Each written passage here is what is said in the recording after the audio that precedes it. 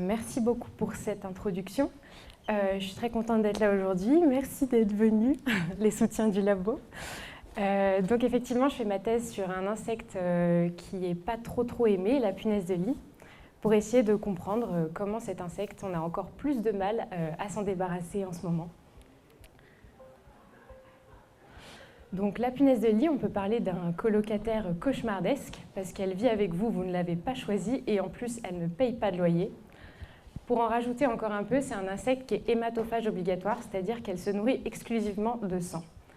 Et le sang, sans surprise, elle le prélève sur vous. Donc c'est un parasite qui va vivre avec vous en vous suçant le sang la nuit et en vous rendant un petit peu dingue. Donc pour 30% des personnes piquées, il n'y a pas vraiment de réaction. En revanche, pour les 70% restants, ça peut entraîner des troubles psychologiques, donc qui vont juste du stress, de ne pas avoir envie d'aller se coucher, faire des cauchemars, faire des insomnies.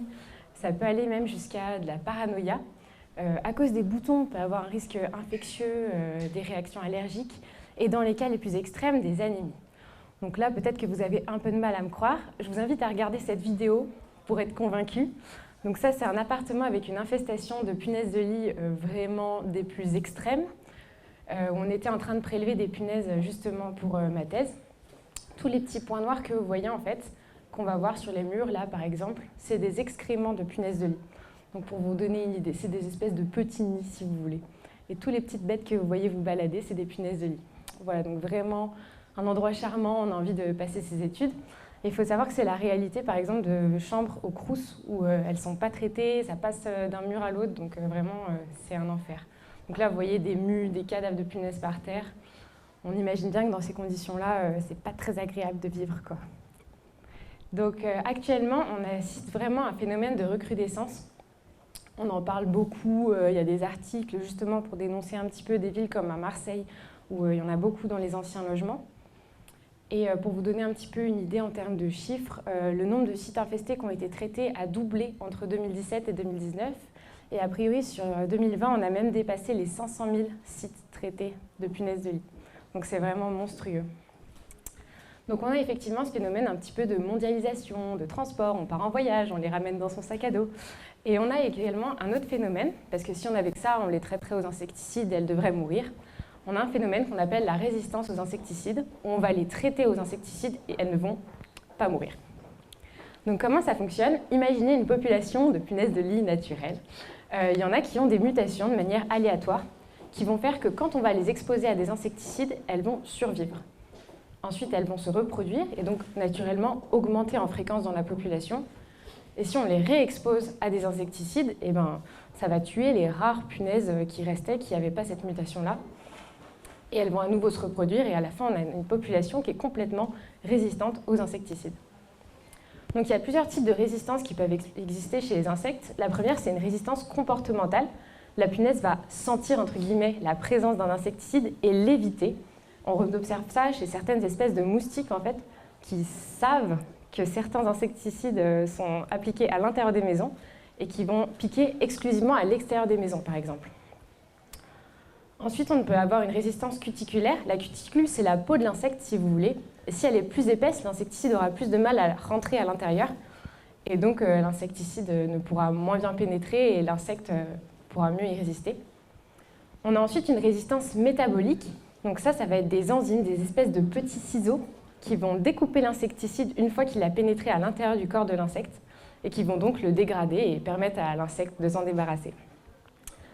Et enfin, si toutes ces barrières-là ne fonctionnent pas, la cible ultime de l'insecticide, c'est très souvent le système nerveux, donc le cerveau de l'insecte. Et là, on peut avoir un changement de la forme de la cible qui va faire que du coup, l'insecticide ne pourra plus s'y fixer. C'est ce qu'on appelle la résistance par modification de cible. Donc mon projet de thèse, c'était d'identifier les bases génétiques de ces mécanismes-là, précisément chez la punaise de lit, donc Cimex lectularius, et leur diversité. Donc pour faire ça, on a exposé des punaises à des insecticides et on a comparé en fait l'ADN de celles qui mouraient et de celles qui survivaient. Et on a regardé qu'est-ce qui va différencier des populations sensibles aux insecticides et des populations qui y sont résistantes. Donc on a récupéré 2 populations résistantes. Comme vous avez vu tout à l'heure sur la petite vidéo, c'est ce genre de mécanisme qui nous permet de les récolter sur le terrain. et 2 populations sensibles élevées en laboratoire. Donc pour la petite histoire, la première population qui a été élevée en laboratoire comme ça de punaises de lit, c'est ce monsieur qui a l'air très très heureux de les nourrir directement sur sa main. Donc on peut remercier ces chercheurs très très dévoués qui sont allés ramasser des punaises dans les baraquements pendant la Seconde Guerre mondiale avant qu'on expose massivement les punaises aux insecticides pour avoir ces souches de laboratoire. Donc une fois qu'on a nos 4 populations, 2 sensibles et 2 résistantes aux insecticides, on extrait leur ADN, donc leur code génétique. Après, on fait une étape qui s'appelle le séquençage, qui consiste à lire en fait les petites lettres qui composent l'ADN. Ensuite, on va les aligner, donc on va les aligner par rapport à un génome de référence pour comparer les petites lettres. Et enfin, on va faire des analyses bioinformatiques. Donc c'est des jeux de données, il faut imaginer, qui sont énormes, donc on a besoin d'avoir des ordinateurs assez puissants pour faire tous les calculs nécessaires aux analyses. Et l'objectif, ça va être d'identifier des mutations génétiques, donc des mutations de petites lettres qui changent entre les souches résistantes et les souches sensibles. Les mutations qui nous intéressent en particulier, on les appelle des SNP, des polymorphismes d'un seul site, donc d'une seule petite lettre. On va détecter tous les SNP qui sont différents entre les souches résistantes et les souches sensibles. Et après, on va un petit peu les trier pour choisir ceux qui sont les plus différenciés, ceux qui montrent vraiment une marque de sélection naturelle. Et pour ça, on a des logiciels spécialisés. Et ensuite, quand on va regarder un petit peu ce jeu de SNP, on va pouvoir voir si on a des mutations, par exemple, du système nerveux. Et en l'occurrence, on en a trouvé une. Donc là, vous voyez la petite lettre verte, c'est un SNP qu'on retrouve seulement chez les souches résistantes. On a regardé un petit peu les fréquences et on a vu qu'à peu près la moitié des souches résistantes aux insecticides, elles portaient juste cette petite mutation d'une petite lettre. Et ce qui est très intéressant, c'est qu'en fait, cette mutation, elle est au niveau de ce qu'on appelle les canaux sodium voltage dépendants. Ne retenez pas ce nom, retenez juste que c'est un canal qui est au niveau des cellules neuronales sur lequel l'insecticide peut se fixer et le bloquer en position ouverte. Et donc, en fait, il va y avoir un influx nerveux qui va entraîner la paralysie et la mort de l'insecte.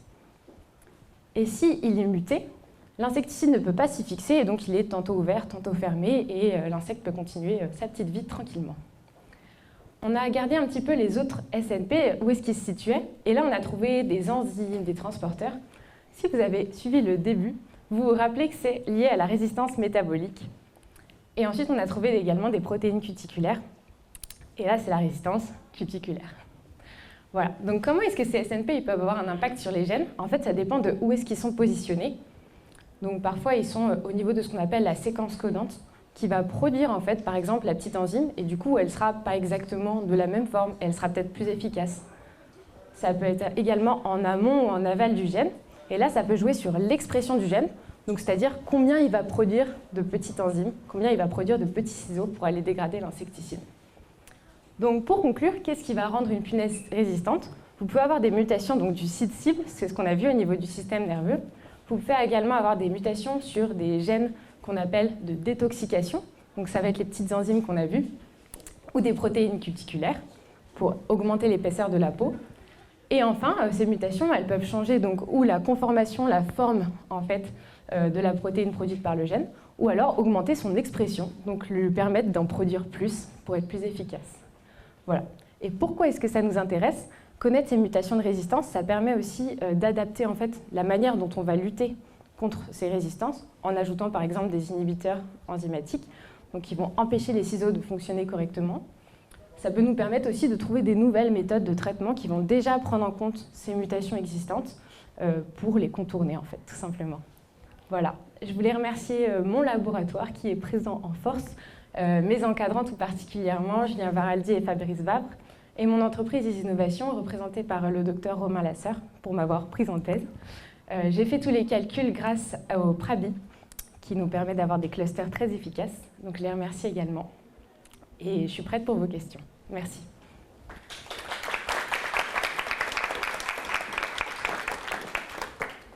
Un nouvel insecticide arrive sur le marché.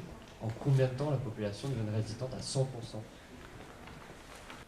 C'est une super question. Ça dépend vraiment des insecticides en fait, et de leur cible. En ce moment, on ne se tourne plus trop vers les insecticides chimiques. Les nouveaux, ça va être plutôt des biopesticides qui vont essayer d'avoir une action mécanique pour laquelle on ne peut pas forcément avoir d'évolution de mécanisme de résistance. Mais pour donner une idée, le DDT, c'est un insecticide, si je ne dis pas de bêtises, qui a commencé à être utilisé massivement dans les années 45. Et les premiers mécanismes de résistance qu'on a observés, c'était assez rapidement dans les années 60. Donc ça peut paraître un pas de temps assez long, mais il faut se dire qu'aujourd'hui, avec tous les transports, tous les échanges qu'on a, ça peut évoluer vraiment beaucoup plus vite. Donc ça dépend vraiment des insecticides, etc. Mais ça peut aller très vite parce que les punaises de lit, typiquement, elles ont un temps de génération, donc de adulte à son enfant qui devient adulte, de 40 jours. Donc c'est pas le même pas de temps que l'humain où on évolue très très lentement. Eh bien, merci.